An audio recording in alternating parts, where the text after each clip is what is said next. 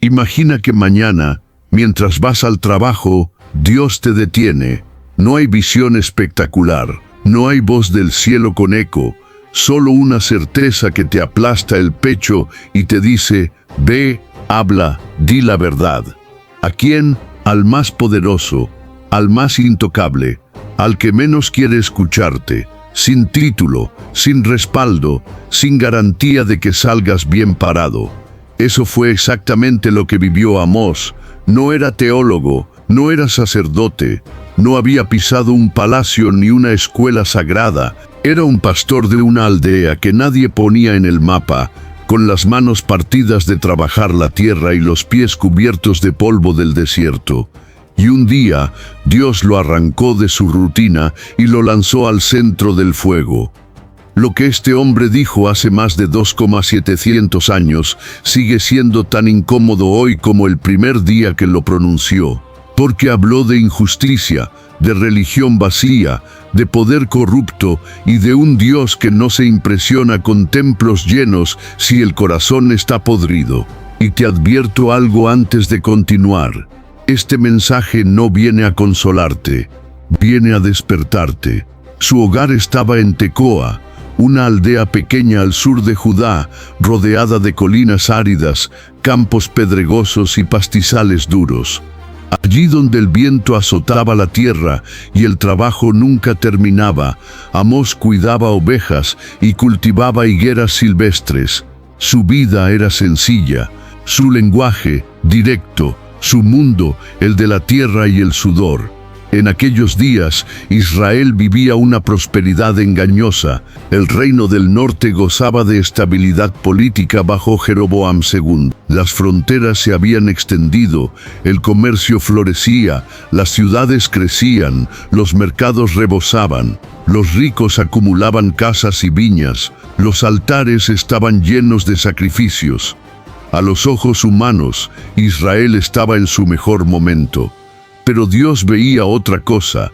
Bajo esa prosperidad se escondía una corrupción profunda. La justicia había sido vendida, los pobres eran aplastados, los jueces aceptaban sobornos, el necesitado era tratado como mercancía. La religión seguía en pie, pero el corazón del pueblo estaba lejos. Adoraban en Betel y en Gilgal, ofrecían holocaustos, cantaban himnos mientras pisoteaban al débil y vivían con indiferencia ante el sufrimiento ajeno.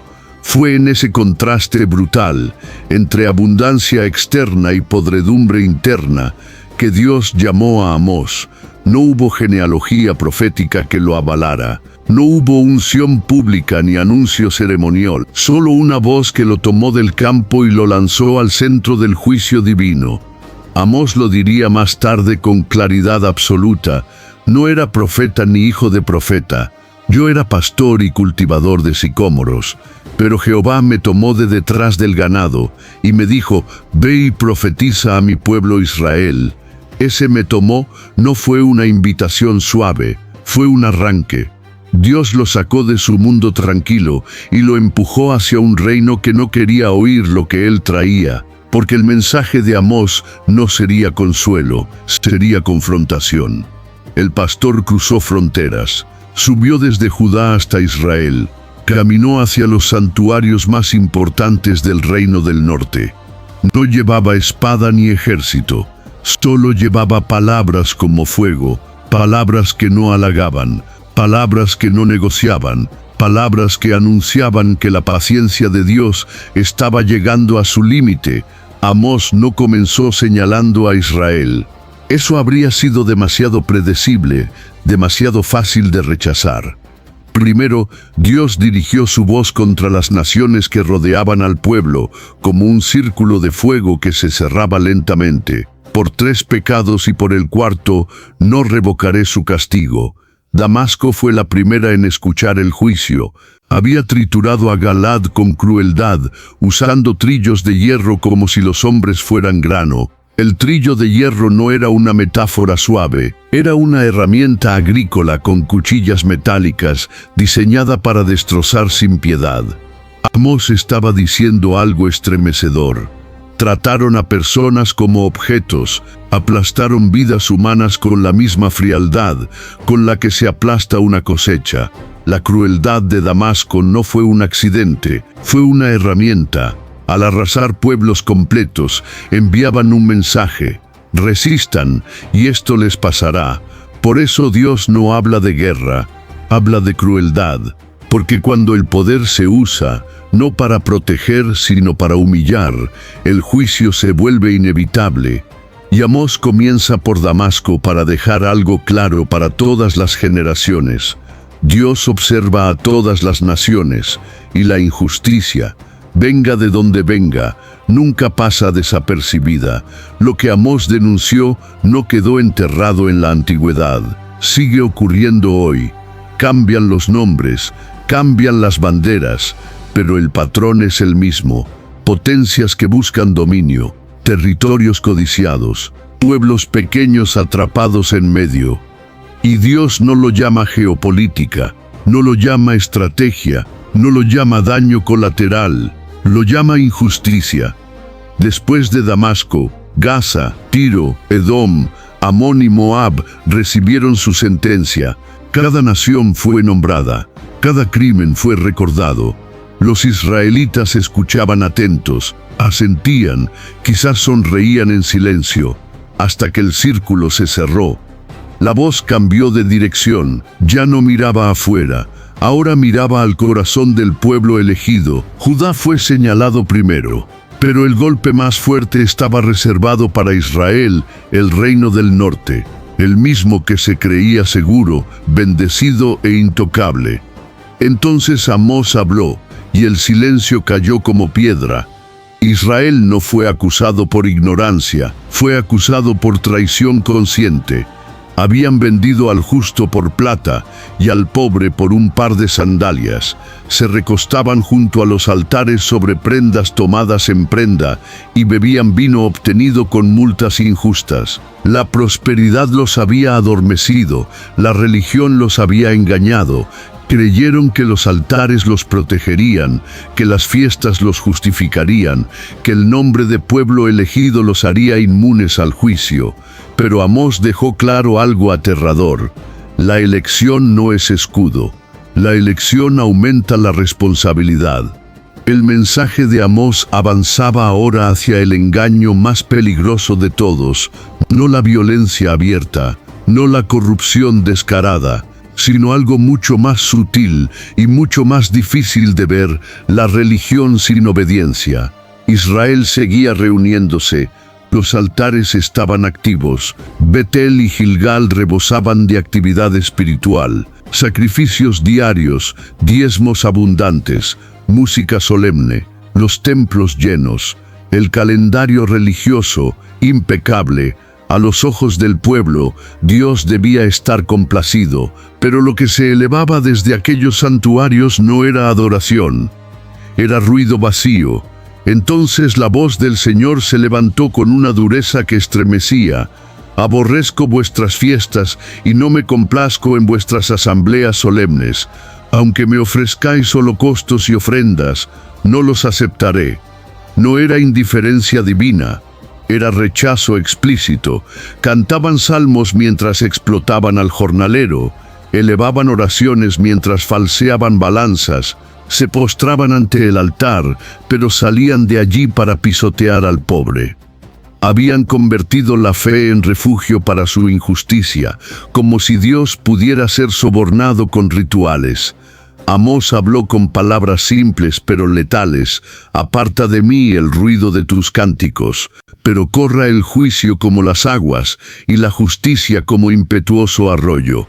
No pedía más sacrificios, pedía justicia viva, una fe que se notara en las calles, en los mercados, en el trato al pobre. No solo en los templos. El pueblo esperaba con ansias el día del Señor, convencidos de que sería su celebración gloriosa. Pero Amós destrozó esa falsa esperanza. Ay de los que desean el día de Jehová, será tinieblas y no luz. Sería como huir de un león y encontrarse con un oso, como entrar en una casa buscando refugio y ser mordido por una serpiente en la oscuridad. No habría escape porque el problema no estaba afuera, estaba dentro. Israel había confundido elección con impunidad. Había cambiado arrepentimiento por tradición. Había aprendido a pronunciar el nombre de Dios sin obedecer su corazón. Este mensaje sigue siendo incómodo hoy. Congregaciones que cantan fuerte el domingo y explotan empleados el lunes. Líderes que predican sobre el prójimo y viven ajenos al sufrimiento real de su comunidad. La pregunta que Amós lanza a través de los siglos no es ¿cuántas veces fuiste a la iglesia esta semana? La pregunta es ¿cómo trataste al más vulnerable que estuvo cerca de ti? Llegó entonces un momento en que Dios dejó de hablarle solo con palabras y comenzó a mostrarle escenas. 5 visiones, cada una más definitiva que la anterior. Primero las langostas, formándose en el momento más crítico del año. Si avanzaban, no quedaría nada. Amós intercedió, Señor Jehová, perdona. Y Dios detuvo el juicio. La misericordia todavía tenía espacio. Luego el fuego, un fuego que no solo consumía la superficie, sino que alcanzaba los abismos. De nuevo Amós intercedió, Señor Jehová, cesa. Y una vez más el Señor contuvo la destrucción. 2 veces Israel fue librado, no por su arrepentimiento, no por sus sacrificios, sino por la súplica de un pastor anónimo que sí conocía a Dios. Después vino la plomada. Amós vio al Señor de pie junto a un muro, con una plomada en la mano. No había plaga ni fuego, había evaluación. La plomada no se dobla, no negocia, no se adapta, revela lo torcido. Dios usó esa imagen para decir algo claro. Israel fue edificado con justicia, pero ahora está torcido. Y esta vez Amós no intercedió. Dios dijo, no volveré a pasarlo por alto. Luego la fruta madura, un canastillo lleno, a simple vista abundante. Pero la fruta madura no espera, está lista para ser cortada. Ya no era advertencia futura, era sentencia próxima. Y finalmente el altar. Amós vio al Señor junto al altar, no intercediendo, no midiendo, ordenando juicio. El símbolo más sagrado de Israel se convirtió en escenario de condena.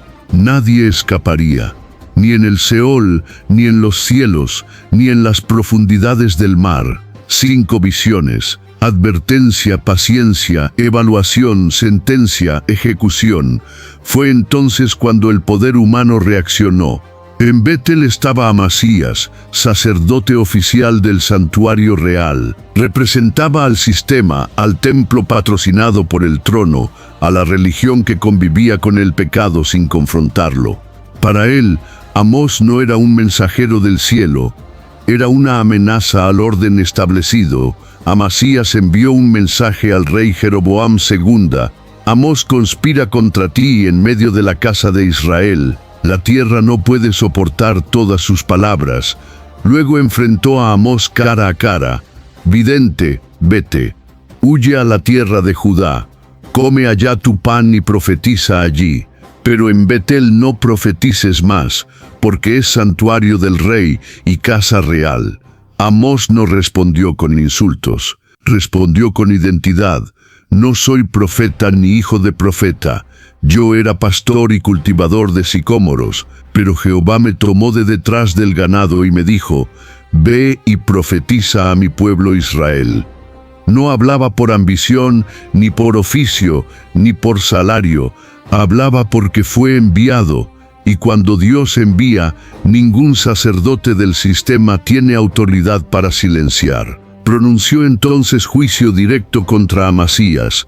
Su familia sería humillada, su tierra repartida, y moriría en tierra extraña. Y sin titubear, reafirmó el destino de Israel. El exilio sería inevitable.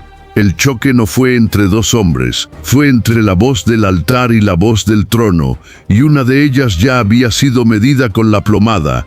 Cuando todo parecía concluido, cuando el juicio no admitía apelación, Dios habló una vez más, no para anular lo dicho, no para negar la caída, sino para revelar algo que iba más allá del castigo.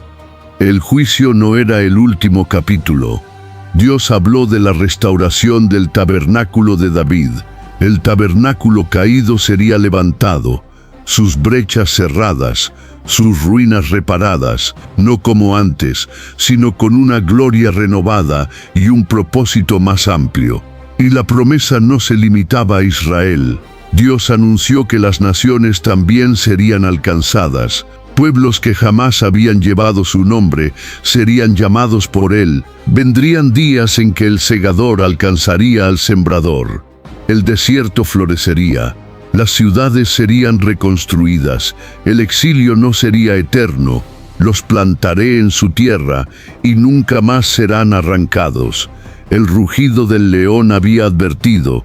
Las visiones habían sentenciado. Pero al final, la misericordia habló más fuerte que las ruinas. Así termina la historia del pastor de Tecoa. Sin aplausos, sin honores, sin estatua ni sepulcro famoso, Amós no fue recordado por su final. Fue recordado por su voz, un hombre sin linaje, sin templo, sin palacio, con las manos callosas de pastor, que un día abrió la boca y dijo lo que nadie quería oír, y lo dijo igual, sin pedir permiso, sin esperar aplausos, sin negociar la verdad para caerle bien a alguien. Eso es lo que me llevo de Amós cada vez que regreso a su historia, que Dios no llama a los preparados, llama a los disponibles, que la voz más poderosa no siempre viene del púlpito más grande, sino del corazón más limpio, que decir la verdad tiene un precio, sí, pero callarla destruye algo en ti que ya no se recupera, y que al final del día, cuando todo se derrumba, cuando los palacios caen y los altares se apagan, lo único que queda en pie es lo que fue edificado con justicia. Hoy, siglos después, la voz de Amós sigue resonando. Cada vez que la justicia se vende, ahí está. Cada vez que la religión se usa como fachada, ahí está. Cada vez que el débil es aplastado y el mundo mira hacia otro lado, ahí está. No fue un profeta cómodo, fue un profeta necesario, y quizás tú también lo eres.